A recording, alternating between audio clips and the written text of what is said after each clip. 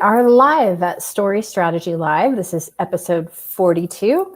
And Dawn and Nancy are both here today to talk to you about character wounds, love hurts, part of our ongoing February romance series. How are you, Dawn?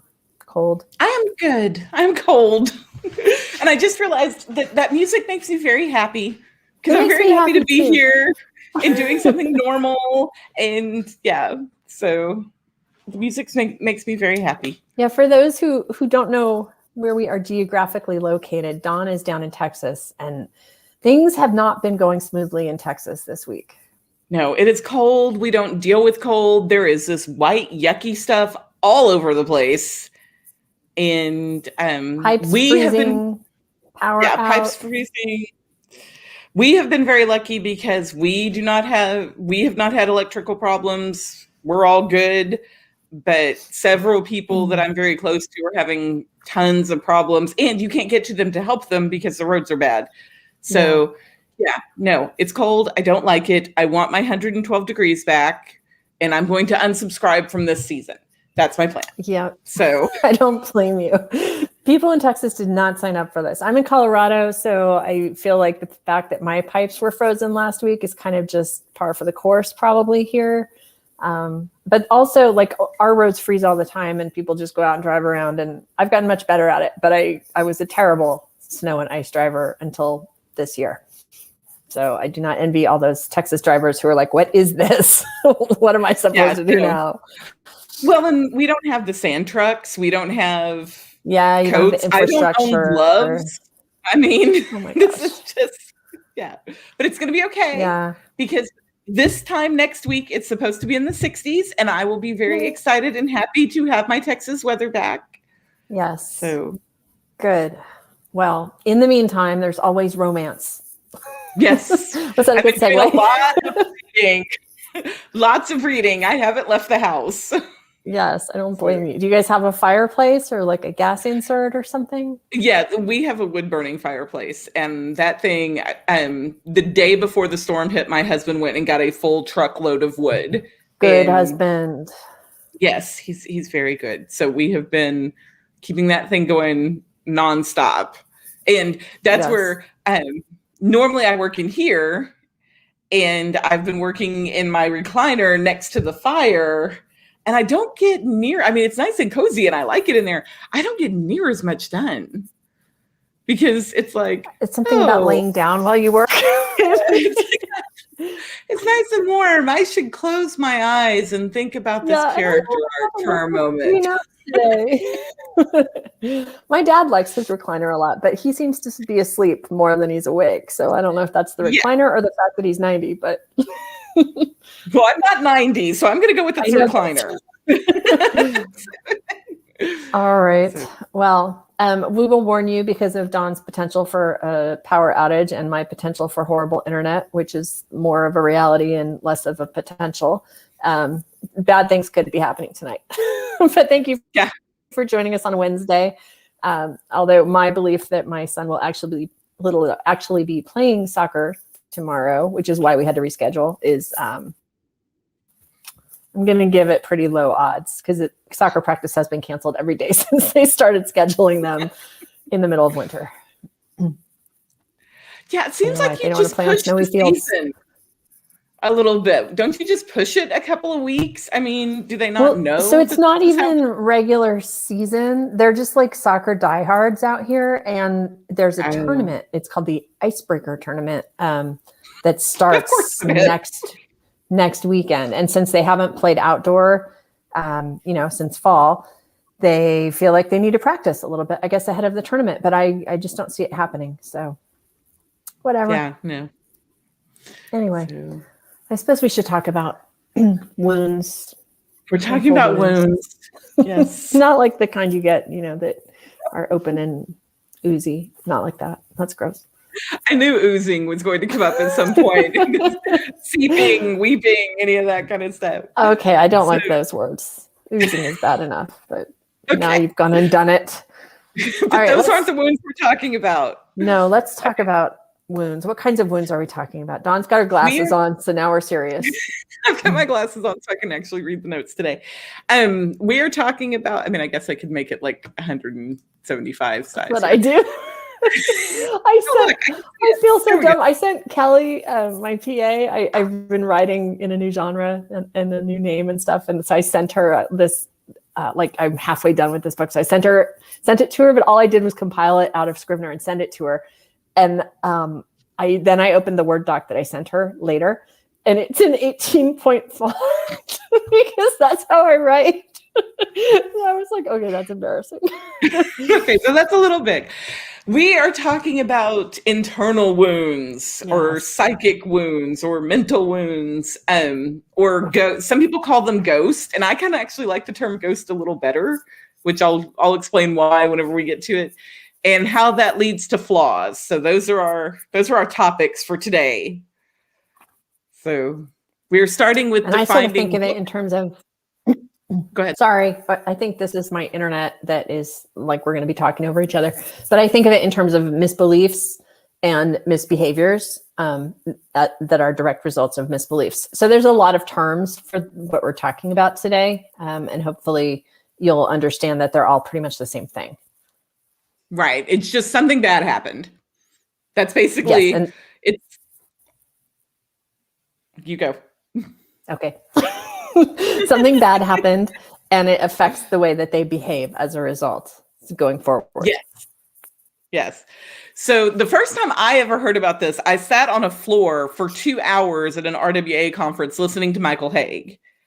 And like I could sit there and listen to that guy forever because it's just so fascinating. And then I start processing all of it and trying to figure out how to put it into actual practice is a little bit harder. And so we're going to kind of focus a little bit more on how to put it into actual practice.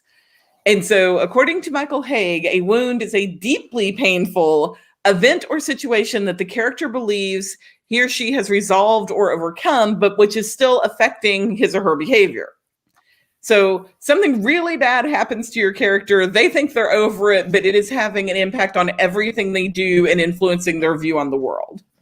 Right. And I think that's a key point that sometimes I forget about, the idea that they believe that they've overcome it. Like I have dealt with this thing.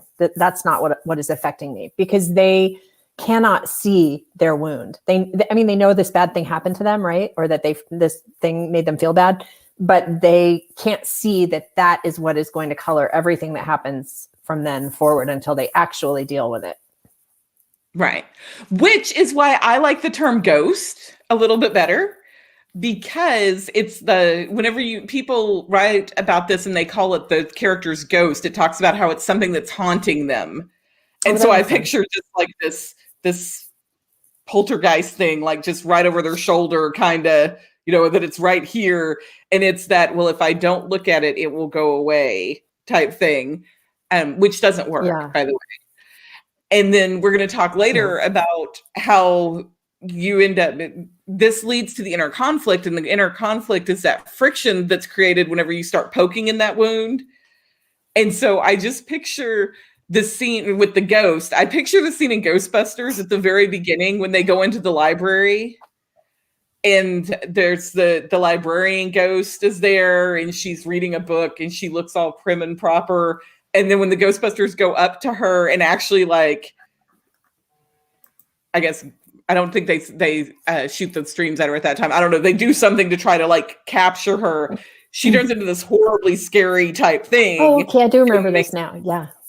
And makes this really awful noise. And so I kind of think of it that way as far as the ghost of it's okay. It's fine here as long as we don't mess with it. Right. And as long as, but the second you mess with it, it gets all evil. And so that's kind of how that's going to completely influence everything that they do, because your character is trying not to touch the ghost and trying not to annoy it. And but they don't know that you don't want anyone to touch it. And you guard it without maybe even realizing that you're doing it. So they've wrapped themselves in a little bit of protective styrofoam or whatever to keep that wound from getting poked at, or from the ghost from exploding into the scary librarian ghost. You don't want the scary librarian ghost. So, Okay, we talked about the difference between a wound and a ghost. There isn't one. But I think, okay, so here's the next step. So they have this misbelief. They have this ghost on their shoulder, or this lie that they believe about the world. And it's going to color everything that they do and say and think going forward, right? And that's how you build your story on the wound. So a typical setup, like in a romance, would be, for instance, and Dawn and I were laughing because we were both having trouble coming up with examples. We were like, it's like we've never read a book. And so I'll probably use some of my own books because it's just, those are in my head. But so, for example, in the first Mr. Match book for Fernando Fuerte,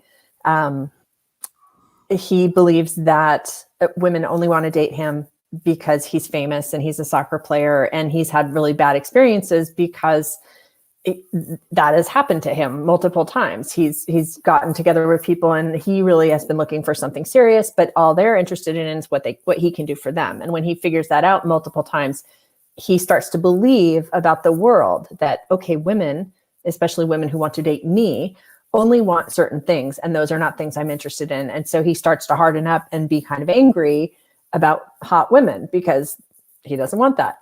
So it's not as significant a wound as like losing a parent, but it demonstrates, I think, how a belief is formed based on something that has happened in the past. And then it colors the way that when he meets the new heroine, obviously he doesn't treat her super well, and he doesn't believe that she might be interested in anything besides all the things that the other women have always been interested in. So that's what he has to overcome before they can really be together.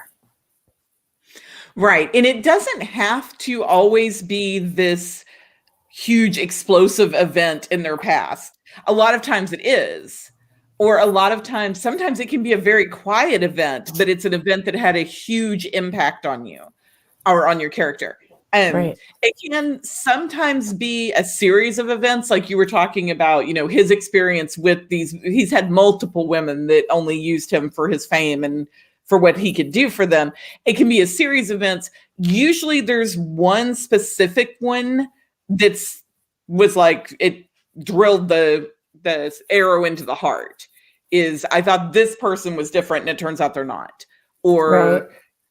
And so there's different ways to build the ghost or the wound depending on the character's backstory and depending on how you're going to have it relate to, because it relates to the inner conflict, it relates to your character arc, and it's going to relate to your dark moment.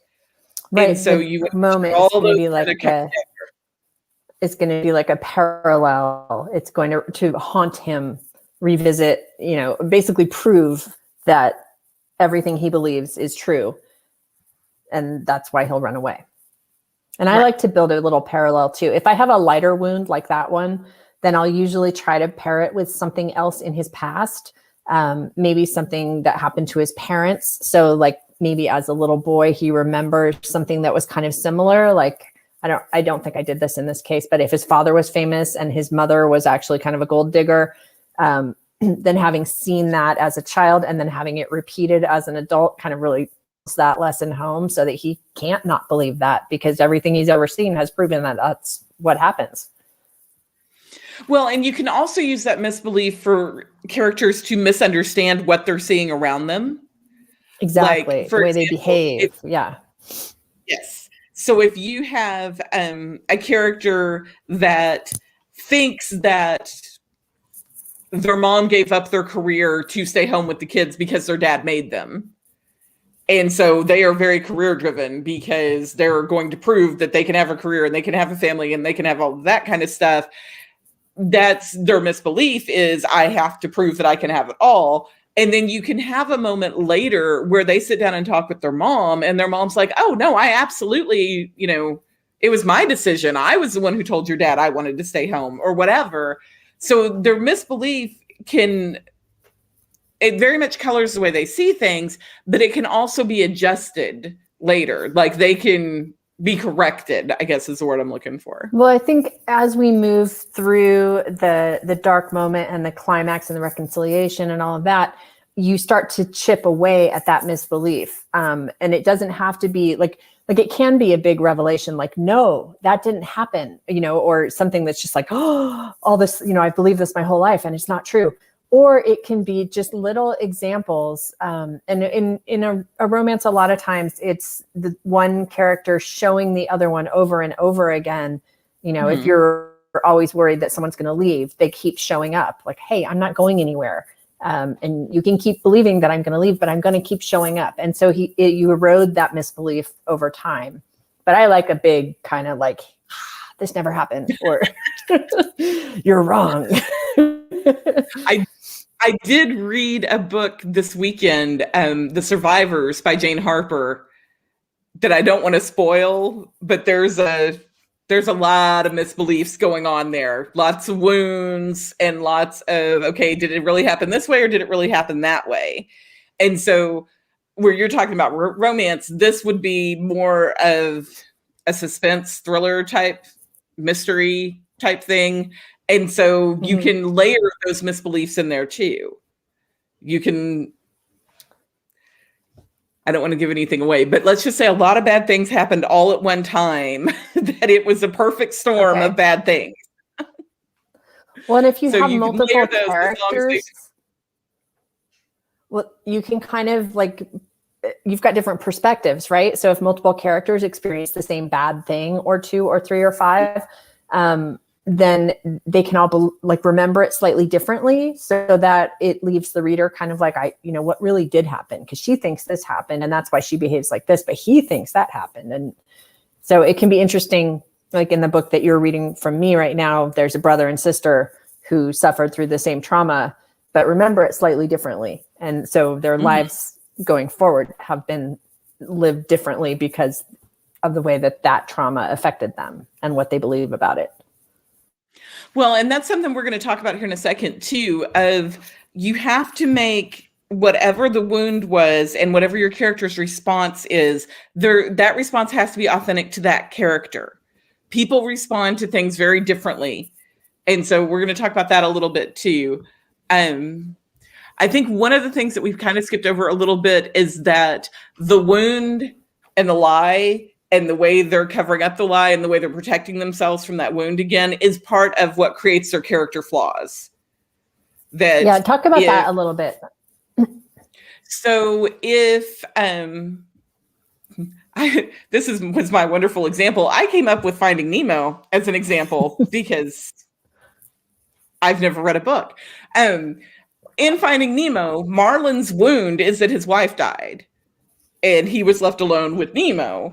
And so the lie that fed him was he can't protect people that he loves, or I guess fish that he loves. And so his character flaw is that he becomes super overprotective. And that pushes Nemo away. That's what makes Nemo decide he has to go to school and he has to go out and touch the boat. And that's how he gets kidnapped by the diver.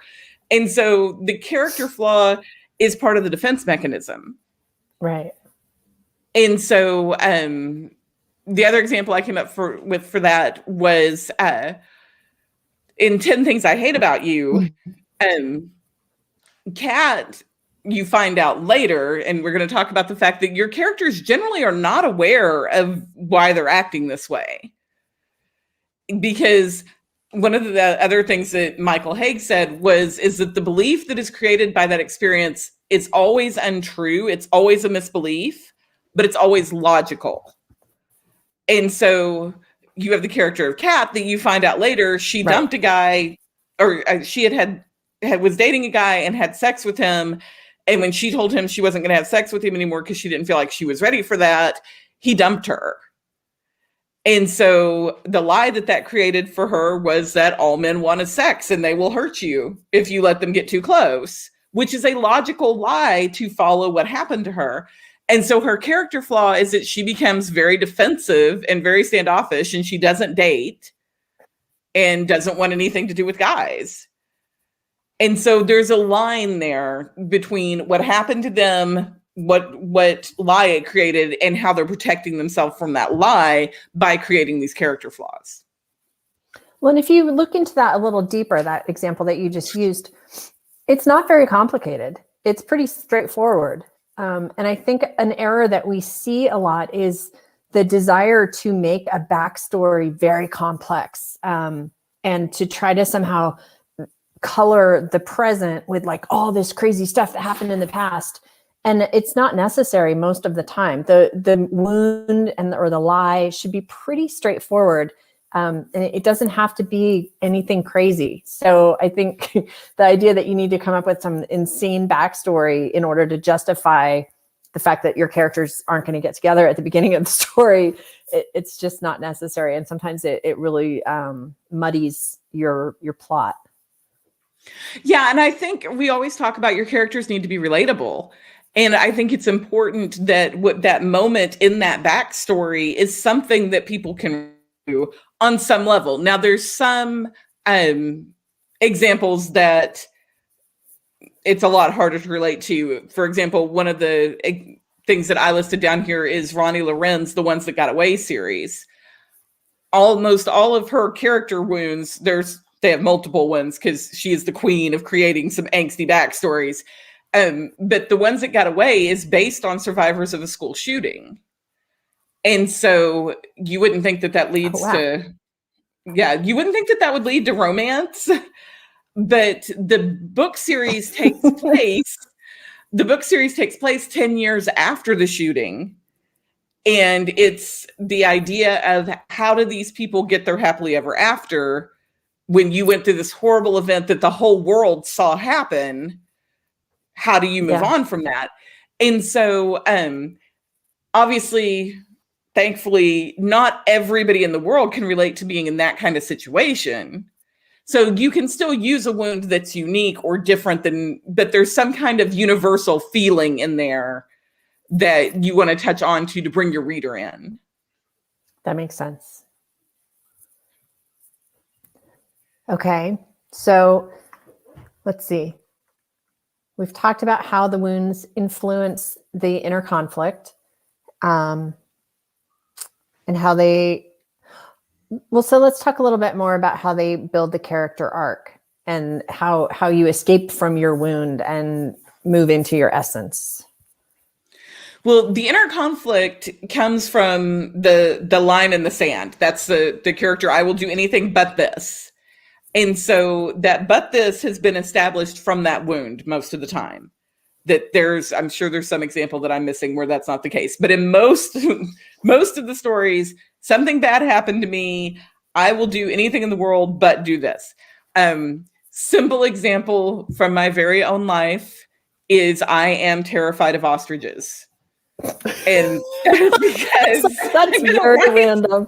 I did not expect that. It is a completely random example. It is absolutely true. But there are so few instances where you would be encountering an ostrich. Right. I know, but one of them went really badly when I was young. And so now, like drive-through zoos, like where they can come up to your window. Oh my God. Thing? Okay. Yeah, we have 2 or 3 of them here in Texas. Oh. Those things terrify me. Like, absolutely. And what about emus? Oh, yeah, no. Okay. I don't like birds in general. And when you take them and make them small dinosaur size, that is not my thing. And so, but looking at that's my line in the sand of, yes, there are very few situations where I'm going to encounter an ostrich. But if you stood me on the edge of an ostrich pasture or whatever it is they lived in and said, go over there and say hi to, emu, my answer is going to be no, I'm not doing that. And so what you have to do with your character to make the character arc happen is, of course, you have to force them to go over and say hi to the ostrich. And so something would have to happen. Now, in my world, like you would have to have one of my children dangling by their toes from a tree over an alligator-infested waters for me to be like, okay, I'll go pet the ostrich. Yeah, no. This is what I was talking about with the really complicated. Right.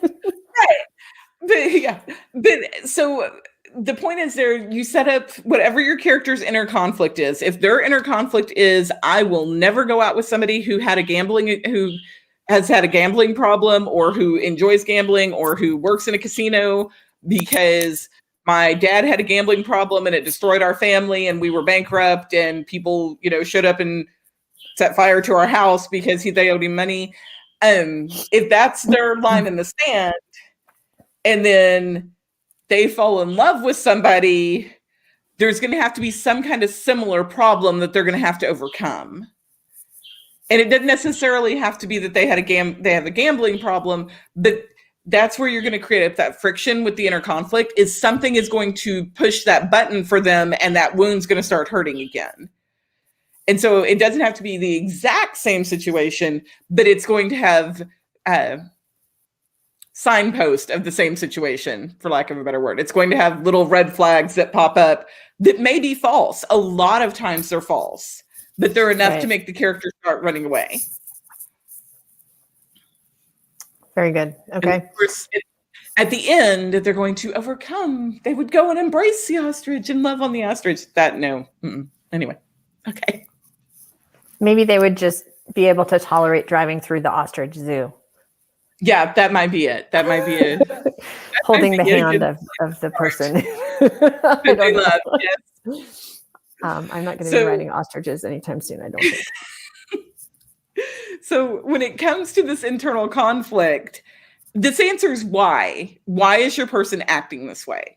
Why is the character? And when we do our story coaching, we explore that a lot of, okay, so you have this character and this character doesn't want to fall in love with this person. Why? Why can't they be together right now? Why can't they be together 2 weeks from now? And so this feeds the why. And so we talked about in Dirty Dancing that Johnny's rude to Baby when he first meets her because she's one of the rich guests at the resort, and he knows how the rich guests at the resort treat him, so that's how he treats them. Now, he doesn't think to himself in that moment, I'm being rude to her because she's rude. I have this deep inner pain of these other women who have been rude to me. They don't have those thoughts quite yet. Right. And sometimes people write people that are a little too self-aware, and then it kind of takes the fun out of them discovering themselves through the course of the arc. Right. And so the characters very much have the it's not me, it's definitely you issues at the beginning. Right. And so that's where they start. And at the end, they realize, oh, wait, it really was me. Right. And I think one of the things that I always stumbled with when I started looking at writing romance was there have to be two sets of these, right? Each character has a wound. It's not just about one of your characters and them getting over their wound. The really interesting and a little bit more complex part comes when you kind of line those two wounds up and see how they create friction together. And you can have them be totally different things, or you can have them be really similar things. And there's I've just totally lost my train of thought. You were going. I was with you. Sorry, Jane says, can you say more about people who are too self-aware? So if you have a character who at the, as they're going through their mental, okay, maybe they just met the heroine, but she has dark hair and dark eyes, and she was very put together, and he doesn't like very, very polished women because his mother was extremely polished and she only cared about her career, and she was cold and she didn't love anybody. So if he says to himself after meeting this beautiful woman who's going to be our heroine, well, she's pretty, that's for sure, but I could never, ever date her because she is so very polished, and so was my mother, and my mother could never love me because she was so, he can't understand all of that. He can't know that that's why he kind of reacts to that woman the way that he does. He knows that his mother was that way, but he doesn't put that together with this woman that he just met. And he doesn't think he has a... Does that make sense? Right. The characters always don't think it's their problem to start with. And anytime you find yourself writing something like, I have to remind myself that when I let people get too close, they always hurt me. That's too... Because we don't have those kind of thoughts, usually. And so where this is also becomes a little bit of an issue is those are usually info dumps, like what you just said, of he just met this character and then he's sitting there thinking about his mom and how his mom was always career driven. And, you know, every woman that I've ever known who wears red nail polish is career driven. And it's more, you just show the reactions. And then at some point, yes, the wound is revealed. And usually it's very towards the end because you're hitting the end of the character arc. Right. And so this is the moment where, for example, in the movie Hitch, which with Will Smith, he's the date doctor. He can set everybody up on a date. He knows how to get a woman to fall in love with a guy in 3 dates. And he's got this whole system worked out. And you realize he's never really with anybody. He doesn't actually use a system. He doesn't date anybody. And there's a moment where he's had an allergic reaction. He's had a bunch of Benadryl. He's laying on the couch of this woman he really likes and starts talking about how, yeah, you know, 1 minute you think you're in love and then the next minute you're standing there in the rain all alone. And you realize that he thought he was in love with this girl and he caught her in a truck in the rain with another guy. And so, but that's not a thought he's going to have the minute he meets this woman. It's well, and you have to remember that reading is supposed to be an exploration and a discovery. So you have to think about your reader. They don't want, like you're telling a story. So you're like, oh, I have to tell them. They have to know about all this. They don't, they want to find out. And you don't want to spill all your cookies out all over the table at the very, very beginning. You want them to have to look for the cookies. And so keep that to yourself and let us wonder, why does he act that way? It's so annoying. Like, can't he see that she would be perfect for him? Like, that's how you build the tension and get your readers like, but why won't he do it? Right. And then you let the reader find out at the same time as the other character is figuring out why this guy is acting like this. You know what I mean? Well, and we've all met people in our lives or have people in our lives that are just way too open with their childhood trauma that you have like a 3-second conversation with them. And then all of a sudden, you know, everything that ever happened to them. And you don't, often it feels inauthentic because you're like, okay, why are you suddenly telling me all of this? But also it makes you make a decision about that person before you actually get to know them. And so you want your reader to get to know the characters a little bit and to be like, okay, so he seems a little odd here and a little odd there, but he's really cool here. What's with the weirdness? And then you want them to start exploring what's with the weirdness, basically. You have to build a little bit of trust. Care. Just I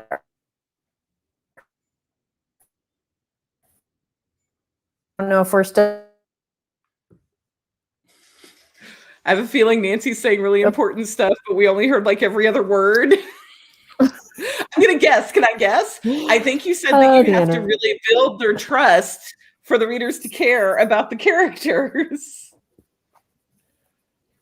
Was that right? Oh, look, I got a thumbs up. Okay, I'm on the nose.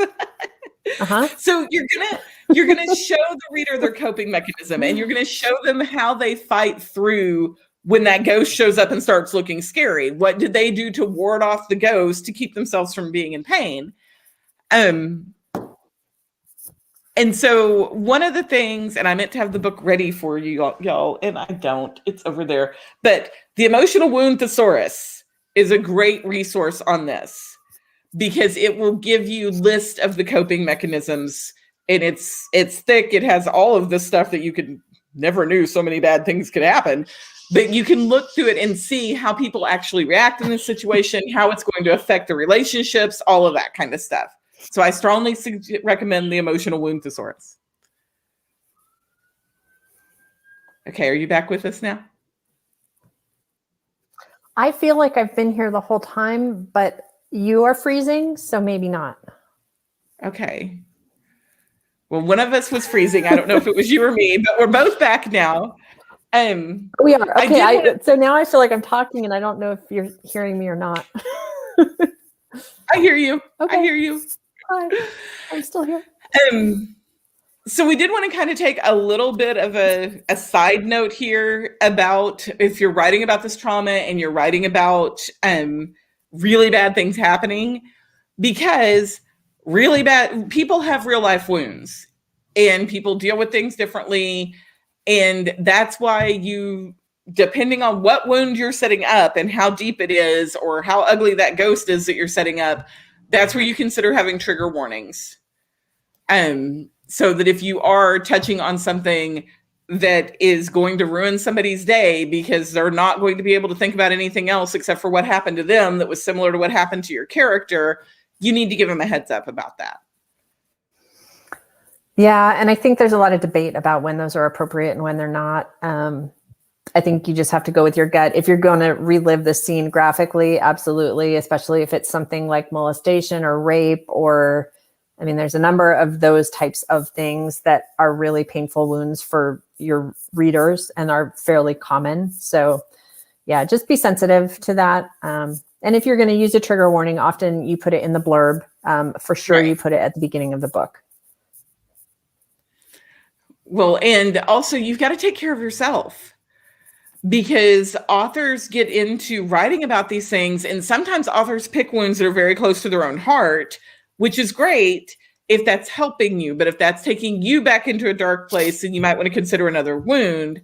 Or some of my authors I know that do extensive research on stuff, they get drawn into it, even though it didn't happen to them. If they're high empathy type people, they get drawn into it and into the stories. So you got to be able to take care of yourself and take a step back when you need to as well. This is why I write about cheese and wombats. Yes. Now, and I know you're like, I'm not going to write about an ostrich. I know an ostrich is showing up in the next book. It's going to be like, here's an ostrich. Its name is Dawn. I already have plans. Well, so okay. we're getting close to our time limit here, and I fear that either your power or my internet is going to bail. Do we talk about how to get into the dark moment from the wound? Do we need to hit that? I think just basically know that your dark moment is going to rip the wound back open. That's basically what you need to know. Yeah, they have to be directly related. Right.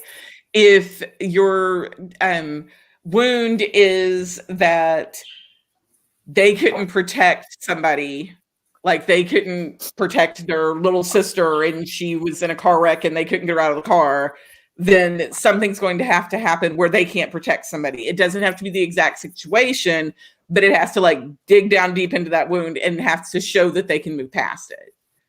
Right. So I think talking about how to make the wounds authentic, I think is a better use of our time for these last 10 minutes or so. Okay. Wounds make flimsy conflicts. Yeah, they have to be, I mean, think about your characters as real people. The wounds don't have to be, I was molested or raped, but they have to be meaningful enough to actually be able to impact someone's life.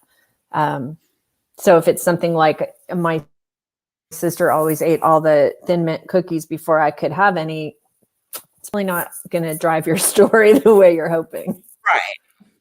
Well, and the quick example I had from that, again, example from my own life that does not involve ostriches, is that when I was very young, this is going to sound really bad, my dad's secretary's daughter was kidnapped. And she was kidnapped out of her home. She was young, like 2, kidnapped out of her home and found many years later. And oh my gosh. So that isn't a wound for me because I was 7 years old when that happened. I remember vaguely things happening. I remember vaguely, like, all of a sudden my mother was walking me to school, but that didn't directly impact me. So even though it sounds like it's this terrible thing that happened, and it was a very terrible thing that happened, that would not be a wound for me as a character because that has not influenced my life since then. Yeah, you were like wound adjacent, but you can't use. So you want to be. The wound has to be. You can use someone else's wound if it's like your mom, maybe, but better if you have a direct response to if the thing happened to you. And it has to have an emotional component. And so, like, if my wound was that my bicycle was stolen when I was 14, there's no emotional Probably not. component. Yeah, If but it does the not wound- have to be devastating either. Right. So if the wound was my brother, who was a drug addict, sold my bicycle when I was 14, and it was my only way to get to the job that I had picked up, and so I ended up losing my job, then that there's an emotional component to it. So it Yeah. needs to be. In order to work in romance, they almost always have to be someone else's actions impacting your character in some way, Yes. shape, or form. I'm trying On to a think if heart there are level. exceptions. Yeah, the things that make great wounds are related to our connections to other people, or potentially animals, but probably not. Probably people. Yeah, it's almost always, especially in romance, it's got to be related to a relationship, because that's what's coloring your views of relationships and how you're handling this relationship that's being presented to you and how you're going to interact with the other person. Right. So we have a wound and behavior cheat chart. Well, but you know what? It's stupid because the emotion thesaurus is going to work for, and it's far more robust than my little cheat chart. So, but what I was trying to do, yeah, it's a fun name. I'm good at alliteration. I wanted to kind of show, like, really simply how, like, a certain thing happening to you might turn into you behaving this way. So I just made a quick little list. Like, you've been cheated on, so that means you probably won't trust easily. You might act cagey and aloof when you're getting close to someone. If you've lost a spouse or a significant other, you're probably really afraid to feel that pain again. So you might act very reluctant to get into another close relationship, or come off as really hot and cold as you kind of struggle with yourself. If you've lost a parent, you might believe that you have to do everything yourself, especially if you lost a parent young and you were very left to your own devices. So you might not ask for help when you need it. I'm not going to go through them all, but you get the idea. There's, cause and effect, basically. I act this way because this thing happened to me. So, right. And it can be lots of different things. Losing a parent might not result in me believing that that I have to do everything alone and I'm never going to ask for help. It could result in me believing that I'm going to lose everybody I love and therefore I'm never going to love anyone again. Or you can come up with your own. Well, and if you have, like you're talking about in romance, where you have two of these, that you have usually the hero and the heroine, they both have their own wounds. They can have very similar wounds and have completely different reactions to them. Right. And that so, could be super interesting. You could have, they've both lost their parents, but this person became super independent and super, I do everything on my own. I don't get involved with other people. I don't I don't have relationships that are close. But then the other person is, I am super close to my brothers and sisters. I am deeply involved in my family. I have to keep everybody I love super close to me all the time. And so you can create friction there that way too. Yeah, I think that actually works really well to kind of just add another layer to the conflict. So we did some examples. Yep. We did, and we've had electricity and internet the whole time. This is awesome. Mostly internet the whole time. Mostly internet. It's fine. So coming up, the sex talk. The sex talk. I'm excited about that one. We've got to have solid electricity and solid internet for that. Next Thursday, we are back on our normal day, back at our normal time, having the, oh my God, my mother is going to read this talk. So that will be next Thursday. Write the sex. Yes. How to write the sex scenes. Also next Thursday, our newsletter is going to go out. And this month we are giving away Romancing the Beat. So if you are subscribed to our newsletter, you are already entered. If you are not subscribed to our newsletter, you want to subscribe to our newsletter so you can be entered. Go do that. In the contest. And there is a link right on the top of our Facebook page. I'm pretty sure I double checked that and it's up there where you can find it pretty easily. Don't forget that if you're having trouble figuring out what your wounds are or how to build your conflicts, we are always here for coaching. You can sign up for that through our website, evidentinc.com. And we've got a couple courses there as well. Plotting a romance is one that works for this month. If you are trying to write your romance and you're just not sure which way to go, I can help you with that. There's a class, you walk yourself through it. Dawn's got her deep POV class. And don't forget Stakes, Tension, and Conflict, the Story Fuel class that was just released. And I am working on another class I'm very excited about. It's all about hooking. I'm so excited about that one. That one's going to be fun too. It's really about getting your readers to keep turning the pages. So that should be hopefully out in March. And March for us is all about angst. We did all about romance in February. And so March is going to be all about all the feels and emotional impact and basically how you can just take your reader's heart and twist it all up and they're still going to love you. So that is our March topic. Very fun. So thank y'all for hanging out with us and for being here on Wednesday. Yes, and stay warm. Stay dry guys. and warm. Yes, and stay safe, okay? And we'll see you back here next week. See you later, Dawn. Bye.